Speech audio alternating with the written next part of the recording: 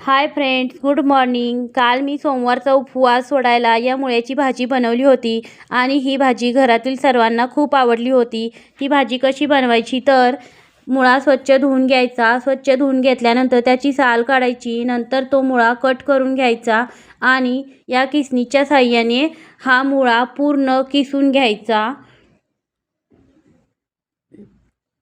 हा बघा, मी मुळा पूर्ण किसून घेतला आहे. हा मुळा पूर्ण किसून घेतल्यानंतर तो स्वच्छ 2 वेळा पाण्याने धुवून घ्यायचा. 2 वेळा पाण्याने स्वच्छ धुवून घेतल्यानंतर हा मुळ्याचा किस पिळून घ्यायचा. पिळून घेतल्यानंतर मी आता भाजीला फोडणी देण्यासाठी कढईमध्ये तेल टाकले आहे. तेलामध्ये मी फोडणीसाठी जिरे, मोहरी आणि मला पाहिजे तेवढी तिखट मिरची टाकली आहे. नंतर त्यामध्ये मी कढीपत्ता टाकणार आहे. नंतर त्यामध्ये मी बारीक केलेले खोबरे पण टाकणार आहे. नंतर हे फोडणीमध्ये भाजून घेणार आहे. नंतर त्यामध्ये थोडीशी हळद पण टाकली आहे. नंतर त्यामध्ये मी खिसलेला मुळा टाकणार आहे. मुळा टाकल्यानंतर या फोडणीमध्ये थोडासा भाजून घ्यायचा. नंतर त्यामध्ये आपल्या अंदाजेप्रमाणे थोडेसे मीठ टाकायचे. मीठ टाकल्यानंतर मुळ्याचा खीस हलवून घ्यायचा.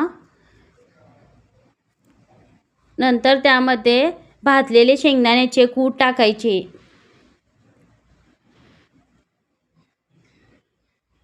कूट टाकल्यानंतर परत एकदा मुळ्याचा खीस हलवून घ्यायचा. हलवून घेतल्यानंतर त्यामध्ये थोडेसे पाणी घालायचे. पाणी जास्त घालायचे नाही मुळ्याच्या भाजीमध्ये.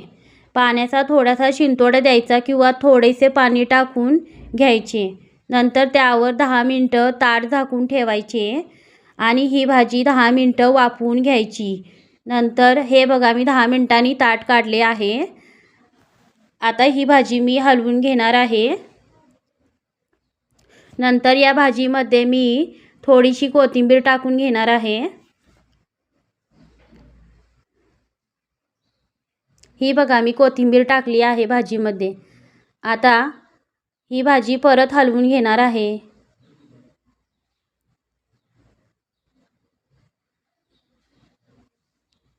ही बघा, मुळ्याची भाजी तयार झाली आहे. तुम्हाला जर ही रेसिपी आवडली तर तुम्ही एकदा करून बघा आणि ही रेसिपी आवडली तर लाईक